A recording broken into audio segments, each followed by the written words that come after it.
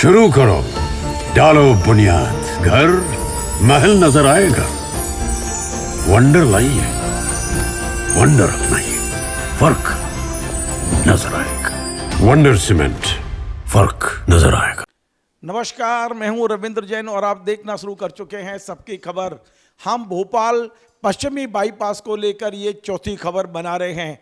मैंने पिछली खबर में बताया था कि एक बाईपास किस तरह मंत्री, अधिकारी, नेताओं और व्यवसायियों को करोड़पति नहीं अरबपति बना देगा।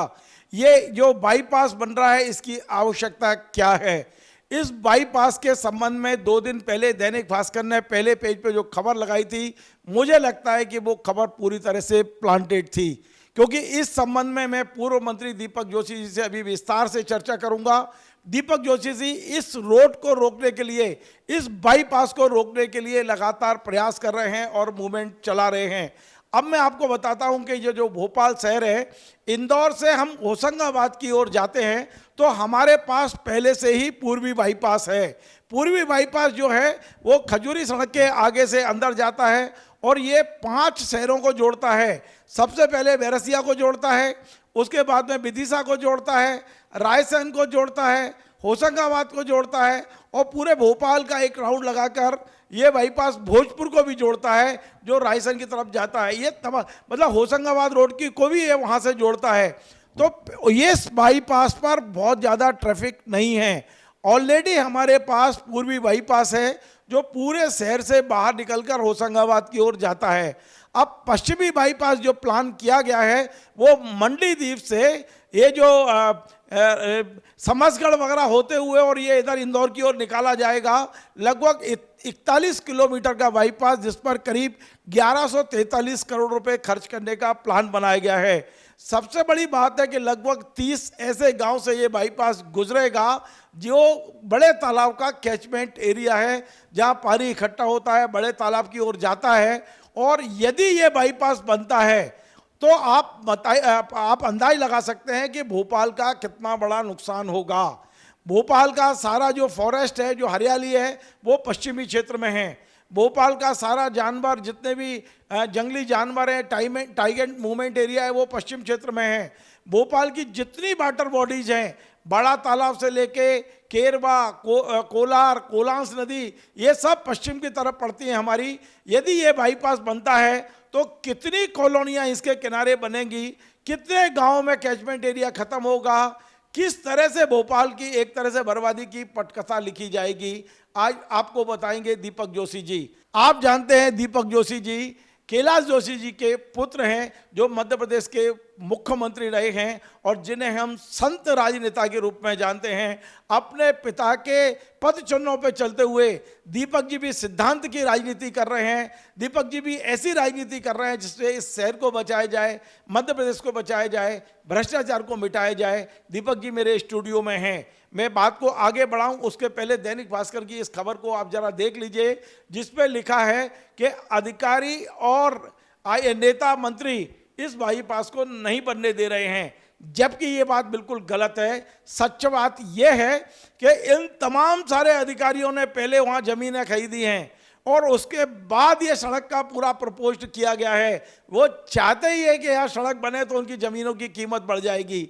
ये खबर बिल्कुल प्लांटेड है कि मंत्री और अधिकारी इसको रोक रहे हैं। और वास्तव में सच्चाई ये है कि इसमें टेंडर हो चुका है, इसमें निर्माण एजेंसी तय हो चुकी है, पर्यावरण की अनुमति मिल चुकी है, लेकिन मध्य प्रदेश के मुख्यमंत्री डॉक्टर मोहन यादव ने पिछले 7 महीने से इस प्रोजेक्ट की फाइल को रोक के रखा है। उन्होंने इसे क्लियर नहीं किया है। वो खुद तहकीकात कर रहे हैं कि ये क्यों आवश्यक है, कितना आवश्यक है। अब मैं आपको सीधा ले चलता हूं दीपक जी के पास, जो इस सड़क के खिलाफ, पश्चिमी बाईपास के खिलाफ मूवमेंट चला रहे हैं। दीपक जी आपका बहुत बहुत स्वागत है। दीपक जी, दैनिक भास्कर का कहना है कि अधिकारी लोग इसको रोक रहे हैं, मंत्री इसको रोक रहे हैं और जिन लोगों की ज़मीनें वहाँ हैं, बिल्डर वो रोक रहे हैं। आपको लगता है इसके बनने से तो कीमतें बढ़ेंगी, वो क्यों रोकेंगे इसको? नहीं, मुझे तो कुछ समझ में नहीं आया कि उन्होंने किस परिप्रेक्ष्य में बोला, लेकिन आपकी ही सबकी खबर के माध्यम से पिछली सरकारों के 2 ENCO के मामले आपने उठाए थे। आपने ENC सिंचाई, ENC PWD, जिनको कि कहीं ना कहीं पकड़ा गया, पकड़ने के बाद जांचें बैठी, मुझे लगता है कि सरकार ने बिना सोचे समझे सिर्फ पैसा खर्च करना था, जिसमें कमीशन खोरी हो जाती। और आपको याद होगा कि अधिकारियों का एक बहुत बड़ा गिरोह में इसलिए शब्द इसलिए इस्तेमाल कर रहा हूँ कि उन्होंने बिना सोचे समझे, बिना विचार किए सिर्फ पैसा खपाना और पैसा खपा के हमको कमीशन खाना। आपने भोपाल की दुर्दशा BRTS के माध्यम से आपने देखी होगी। मैं उस समिति में था जो प्राक्कलन समिति थी, ओम प्रकाश सकलेचा जी के नेतृत्व में थी। हमने तब भी कहा था कि सफ़ेद हाथी सिद्ध होगा। आज क्या दुर्दशा हुई, हमने देख लिया। BRTS तो गया ही गया, 400 करोड़ तो हमारा गया, लेकिन 50 करोड़ रुपया सिर्फ उसको ख़त्म करने के लिए लगा लिया। आज ऐसे प्रोजेक्ट बनाने की ज़रूरत क्या है? पहली बात तो हमारा जो बाईपास ऑलरेडी मौजूद है, अभी इतना यातायात नहीं है कि जिससे दूसरे की ज़रूरत हो। और दूसरे की अगर ज़रूरत भी है तो आप तो उल्लागंज के आगे से निकालो, सीधा सीहोर के आगे निकाल दो। आप भोपाल के नज़दीक क्यों ला रहे? नज़दीक लाने का मूल परिप्रेक्ष्य यही है कि कुछ लोगों ने वहाँ पे अपनी संपत्तियाँ बना के रखी, और नहीं बना के रखी तो उनकी बनी हुई है। मैं तो साफ कह रहा हूँ। ये ज़रूर है कि आज की तारीख में जो सौदेबाजी होती है, ये बेनामी होती है। बेनामी इस प्रकार की होती है जिसकी ज़मीन होती है उससे कहा जाता है नाम तेरी रहेगी, हमारा पैसा है, जिस दिन हम चाहेंगे उस दिन कब्जा हमारा रहेगा, जिस दिन हम चाहेंगे वो अपने नाम ट्रांसफ़र करा लेंगे। आज भी मूल आदमी बैठा हुआ, हमको ये लग रहा है कि किसी प्रकार की नहीं, लेकिन कुछ लोगों की 100 सवा एकड़ ज़मीन वहाँ पर है। मेरा आपसे ये चैनल के माध्यम से बताना है। लेकिन दूसरा मेरा ये कहना है कि वो ये कह रहे हैं कि अफसर, मंत्री, राजनेता इसको रोकना चाहते हैं। वो रोकेंगे क्यों? वो तो बनाना ही चाहते, और बनाना इसलिए चाहते हैं। और मूल रूप से आप देखें कि अगर ये रोड मंडी द्वीप से आती है फंदा कला तक, 42 किलोमीटर की रोड है। 42 किलोमीटर की रोड में हमारा पहला पेज तो यही है कि झागरिया, जहाँ से ऑलरेडी सीहोर के लिए बाईपास है, सीहोर जाने का रास्ता है, उस रास्ते को नहीं लेते हुए आपने झागरिया से फंदा कला अनावश्यक रूप से 12 किलोमीटर क्यों जोड़ी? ये 12 किलोमीटर जो है पूरा का पूरा बड़े तालाब का कैचमेंट है। अभी भी भोपाल के बहुत से लोगों से मिलते हैं तो वो बताते हैं कि आधे से ज़्यादा बड़ा तालाब तो ख़त्म हो चुका, हमने ख़त्म कर दिया उसको, वो अतिक्रमण हो चुके, अब उनमें मकान बन गए, क्या हो गया, हम उस पर नहीं जा सकते। लेकिन भविष्य में क्योंकि ये बड़ा तालाब का सबसे बड़ी जीवनदायिनी जो जिसे कहते हैं कोलांस, क्योंकि कहता कोलांस में जब बाढ़ आती है पानी आता है तो ही बड़ा तालाब भरता है। कोलांस ही खत्म हो जाएगी, कोलांस के साथ साथ वो 12-15 गांव जिनका सीपेज पूरा बड़ा तालाब में जाता है वो खत्म हो जाएगा। तो ऐसे दृष्टिकोण में जब पूरी दुनिया पानी को लेकर चिंतित हो और ये कहा जाता है कि अगला विश्व युद्ध पानी को लेकर लड़ा जाएगा, क्या हम भोपाल को इस दृष्टि से नहीं देखें? हमारे भोपाल के बारे में कहा जाता है कि BHL हमसे 2 डिग्री टेम्परेचर कम होता था, वहाँ ठंडे क्योंकि पेड़ ज़्यादा थे। अभी भी भोपाल का सबसे सुंदर एरिया हम इसी पश्चिमी क्षेत्र को कह सकते हैं, क्योंकि 3-3 4-4 वाटर बॉडियाँ। दुनिया में सबसे पहले किसी शहर के पास शहर दिख रहा है तो भोपाल शहर है, बड़ी गौरव की बात है। क्या हम उसको भी भगा दें? और अब तो शेर की वहाँ ब्रीडिंग प्रजनन हुआ है शेरों का, ऐसा कहा जाता है कि शेर के प्रजनन लाने की जगह हुई। तो उस जगह को हम ख़त्म करना चाहते, और उस जगह को इसलिए ख़त्म करने की कोशिश की जा रही। कुछ अधिकारी, कुछ राजनेता, कुछ संचार साधनों से संबंधित लोगों ने एक गिरोह बनाया, साठगांठ करी है, और उनका ये तय होता है कि हम जहाँ अच्छे भाव मिल सकते हैं ज़मीनों के, जहाँ हमको अच्छा फ़ायदा मिल सकता है, उस जगह को हम तोड़े मरोड़े। और ये प्रोजेक्ट मुझे नहीं लगता कि किसी प्रकार से भोपाल के लिए या भोपाल से जुड़े हुए जो होशंगाबाद बाईपास जो कह रहे हैं ये लोग, उसके लिए कोई उपयोगी नहीं है। दीपक जी, मध्य प्रदेश में अभी नए मुख्य सचिव आए हैं अनुराग जैन साहब, उनके बारे में लोग जानते हैं काफ़ी ईमानदार, मुद्दों को समझने वाले, शहर से प्यार करने वाले और ईमानदार बहुत ज़्यादा। आपको लगता है कि एक बार आप लोग उनसे मिलके यदि कहेंगे तो शायद वो सरकार को और मुख्यमंत्री को कन्विंस करेंगे कि ये अनुपयोगी है, 1100 करोड़ रुपए हम क्यों लगाएं इस पर? नहीं, देखिए, मुझे तो लगता है कि मोहन यादव जी और मोहन यादव जी के बाद अनुराग जैन जी का आना मध्य प्रदेश के लिए बहुत ठीक है। मध्य प्रदेश की राजनीति वैसे भी साफ़ सुथरी और ठीक ठाक दशा दिशा में चलने वाली रही है, लेकिन पिछले कुछ समय से जो एक ब्यूरोक्रेसी का तबका हावी होकर राजनीति को संचालित कर रहा था, और उसका परिणाम आपने पिछले चुनाव के दौरान जो एक परिवर्तन, मैं नहीं कहूँगा, मैं हालांकि उस दल का बहुत नज़दीक रहा हूँ, लेकिन नज़दीक रहने के बाद आज नहीं कह सकता, लेकिन मैं कह सकता कि परिवर्तन किया, और परिवर्तन का मूल कारण यही था कि वो उस चीज़ से ऊब चुके थे। दूसरा परिवर्तन आपने देखा कि पेपरों में नाम कुछ छप रहे थे, आ कुछ रहा था, और अनुराग जैन जी का आना मेरे ख्याल से मध्य प्रदेश के लिए बहुत सौभाग्य का विषय है। एक अच्छे अधिकारी आज चीफ सेक्रेटरी के रूप में बैठे, हालांकि उनके पास समय कम है, लेकिन मुझे लगता है कि उनको एक्सटेंशन मिलेगा। हम अनुराग जैन जी से पूरी कोशिश करेंगे, चर्चा करें, चर्चा के बाद उनको बात रखें। हमने गडकरी जी के ऑफिस से भी कोशिश करी है कि वहाँ भी हम इस चीज़ को करें, लेकिन गडकरी जी का कहना है कि NIH में हमारे पास नहीं है ये, क्योंकि ये जो है रोड मध्य प्रदेश सरकार के अधीन है। इसलिए आप मध्य प्रदेश सरकार से बात करें। मध्य प्रदेश सरकार के साथ हम चाह रहे हैं कि पर्यावरण विभाग जो भूपेंद्र यादव जी के पास है, उनसे हम कोशिश कर रहे हैं कि इस संबंध में बात करें। बात करने के बाद NGT में हम केस को लगा रहे हैं, हमारी तैयारी लगभग प्रारंभ हो चुकी है।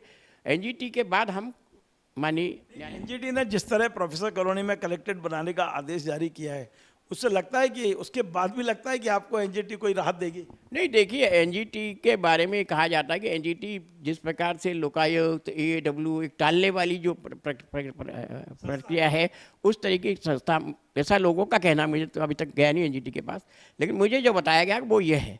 तो ऐसे दृष्टिकोण में जब आज की तारीख में हमारे लोकतंत्र में जो चीज़ आवश्यक होना चाहिए उसको काम करने का प्रयत्न होना चाहिए। NGT के नहीं, हम पर्यावरण विभाग के जो मध्य प्रदेश के इंचार्ज हैं उनके पास एक बार गए थे, तो उन्होंने खुद ने कहा था, स्वीकार किया था कि हाँ, ये जीवनदायिनी जो बड़े तालाब को ख़त्म करने वाली नदी जो हमको बड़े तालाब को जोड़ती है, कोलांस नदी, वो ख़त्म हो जाएगी। ये निश्चित रूप से मैं कह सकता हूँ। आज भोपाल, वो भोपाल जो दिख रहा है 20 साल 25 साल बाद, एक सिर्फ कंक्रीट का जंगल के अलावा कुछ नहीं दिखेगा। ये जो पूरी दुनिया जिस पर लेकर आज पश्चाताप कर रही है, बेंगलोर, मद्रास जैसे शहर आज पानी के लिए तरस रहे हैं, हो सकता है कल ये भोपाल जैसे ताल तलैया की नगरी कहा जाता है। लोग तो कहते हैं कि भोपाल का तालाब सबसे बड़ा तालाब है हमारी दुनिया का।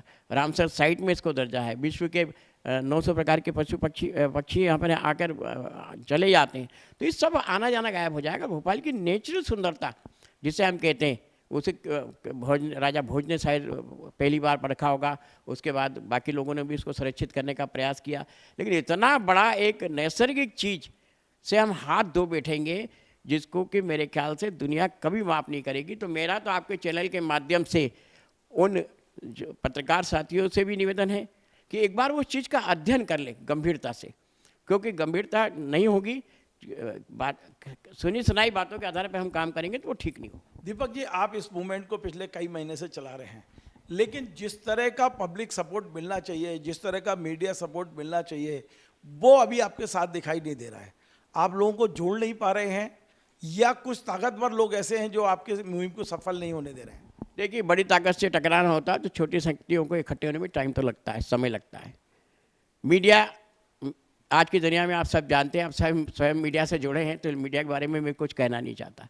लेकिन सबकी खबर इस मुद्दे को चौथी बार बना, लेकिन मैंने कहा ना, आपने लगातार उस चीज़ को, जिस प्रकार से आपने पूर्व में 2 ENCO के बारे में खबर दी, आज वो खबर को अगर हम देखें, आपने तो बहुत पहले बता दिया था कि किस प्रकार की क्या बातें हो रही हैं, आज उसके परिणाम हम देख रहे हैं।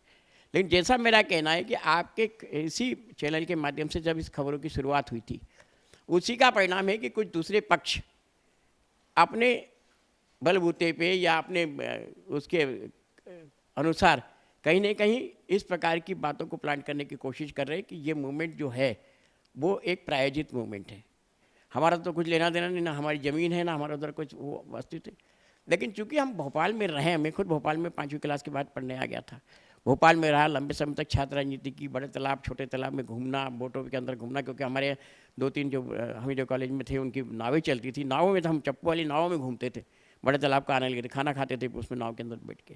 तो मुझे लगता है कि वो आनंद छीन लिया जाएगा। जब छीनने के बाद भोपाल में जब इस प्रकार की बातें नहीं रहेगी, ख़त्म हो जाएगी, तो हम क्या सोचेंगे, इसलिए हमने कोशिश की थी। लेकिन अभी भी मैं आपसे तो कह रहा हूँ कि हमने जो कोशिश की वो छोटे पैमाने पर की, इसको व्यापकता का दर्जा निश्चित रूप से मिलेगा। और मैं तो ये जानता हूँ कि सबकी खबर है, जब सबकी खबर है तो सब हमारे साथ आएंगे। एक आखिरी सवाल मेरा है, क्या आपको नहीं लगता कि यहाँ के जो पार्षद हैं, 86 पार्षद हैं, यहाँ के जो 7 विधायक हैं, यहाँ के जो सांसद हैं, आप उन सबको जाके एक बार बताएं? ऐसा नहीं कि सब एक ही विचार के होंगे, कुछ के मन में तो आएगा कि इस भोपाल को बचाना है। अभी तक उस तरह के प्रयास शुरू नहीं हुए हैं। क्या आप अपनी टीम के साथ इस तरह का प्रयास करेंगे कि जनप्रतिनिधियों को, यहाँ के व्यापारिक संस्थाओं को, यहाँ के जो चैम्बर है उसको, इन सबको जोड़कर यदि इस मुहिम को आगे लेके चलेंगे तो शायद आप सफलता की ओर तेजी से आगे बढ़ेंगे? रोहित भाई, अभी हमने पहला मूवमेंट तो किया था रोशनपुरा चौराहे में, जो टीटनगर के लोगों के लिए साथ था। आगामी 2 मूवमेंट हमारे पुराने भोपाल में होंगे, एक नए भोपाल में BHL में होगा, इसके बाद एक हम ओरामाल के आसपास करने के मूड में 4-5 हम मूवमेंट करेंगे। लेकिन जैसा आपने बताया कि जब तक सब लोग इकट्ठे नहीं होंगे तब तक कहीं ना कहीं हमें वो सफलता नहीं हासिल होगी, जिसके लिए हम कोशिश कर रहे हैं। हमने प्रारंभ में कोशिश की है कि माननीय मुख्यमंत्री जी तक बात पहुँचा, और हमें लगता है कि मुख्यमंत्री तक हमारी बात पहुँची है, तभी वो फाइल रुकी है। फाइल रुकने का मूल कारण ये सबकी खबर की न्यूज़ और हमारी अप्रोच। नहीं तो मेरे ख्याल से वो उस समय तो वो तत्व थे जो इस रोड को बनाना चाहते थे। मैं उनके नाम नहीं लेना चाहता, आज वो नेपथ्य में है। और बहुत अच्छी बात है कि एक बहुत अच्छा अधिकारी आज मध्य प्रदेश का मुख्य सचिव बन के बैठा है। जब दोनों लोग ठीक ठाक हैं तो मुझे लगता है कि सबकी खबर के साथ साथ हमारी जो अप्रोच है दोनों कहीं ना कहीं काम करेगी। और इस बड़े तालाब को बचाने का जो मूवमेंट हमने आपके सहयोग से भी, क्योंकि आपका सहयोग बहुत बड़ा सहयोग है, आज आपके 1.5-2 लाख सब्सक्राइबर हैं जिनके माध्यम से बात पहुँचती, वो बात हमसे करते कि आपकी वहाँ सुनी थी हमने बात, उसके माध्यम से हमको ऐसा पता चला। तो बहुत से लोग आपके माध्यम से भी हमसे जुड़ रहे हैं। तो आपके और हमारे सहयोग से निश्चित रूप से हमारा ये जो अभियान है वो हो सकता है 25 के आने के पहले ही सरकार इसको ख़त्म कर दे, कि इस योजना को कहीं ना कहीं नेपथ्य में डाल दे, या आने वाले कल में बड़े तालाब को बचाकर किस प्रकार से इसकी योजना बन सकती है वो बचाने का प्रयास होगा। क्योंकि माननीय मुख्यमंत्री जी ने 2-3 बार बोला है कि हम, मतलब दीपक जी को भरोसा है कि पश्चिमी बाईपास डब्बे में जाएगा। बिल्कुल हमारी मुझे लगता है जिस प्रकार के इस समय बैठे हैं लोग बाग, उनके माध्यम से मुझे लगता है कि उन तक अगर बात वास्तविक रूप से पहुंचती है और उनको लगता है कि ये ज़रूरतमंद नहीं है चीज़, तो इस हिसाब से ही काम होगा। बहुत बहुत धन्यवाद। आपने सुना, दीपक जोशी जी पूर्व मंत्री हैं और उनको पूरा भरोसा है कि मध्य प्रदेश के मुख्यमंत्री मोहन यादव मध्य प्रदेश के सौभाग्य से मुख्यमंत्री बने हैं। और यही कारण है कि उन्होंने इस फाइल को 7 महीने से अपने पास रोक के रखा है। दीपक जी को पूरा भरोसा है कि मध्य प्रदेश के नए मुख्य सचिव अनुराग जैन बेहद ईमानदार, समझदार और संवेदनशील मुख्य सचिव हैं। जब उन तमाम सारी चीज़ों को देखेंगे तो पश्चिमी बाईपास की योजना है, आज नहीं तो कल वो डब्बे में जाएगी, उसको रोका जाएगा। क्योंकि ये कम से कम भोपाल के पक्ष में नहीं है, भोपाल शहर, भोपाल के रहने वालों के पक्ष में नहीं है, भोपाल की हरियाली और भोपाल के जनजीवन के लिए बहुत बड़ा खतरा है। निश्चित तौर पे कोई एक सामान्य व्यक्ति भी सोचता है तो उसे लगता है कि हमारी सारी वाटर बॉडीज पश्चिम में हैं, हमारा टाइगर मूवमेंट पश्चिम में है, हमारी सारी हरियाली पश्चिम में है, तालाब का जो कैचमेंट एरिया है वो पश्चिम में है। हम अपने इस जल जीवन को, हमारे पूरी जीवन रेखा को हम क्यों बर्बाद करें।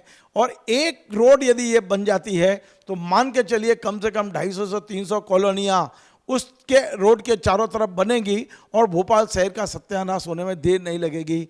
दीपक जी को जो उम्मीद है, हम भी उम्मीद करते हैं कि भोपाल शहर के बचाने के लिए इस रोड को तत्काल रोका जाएगा। आवश्यकता हो तो आप पूर्वी बाईपास को, अभी 4 लेन है, उसे आप 6 लेन कर सकते हो, 8 लेन कर सकते हो। पर्याप्त जगह वहाँ आपके पास है और वो तमाम सारे शहरों को कनेक्ट करता हुआ होशंगाबाद की ओर जाता है।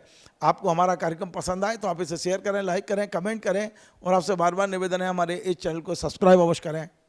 धन्यवाद। शुरू करो, डालो बुनियाद, घर महल नजर आएगा। वंडर लाइए, वंडर अपनाइए, फर्क नजर आएगा। वंडर सीमेंट, फर्क नजर आएगा।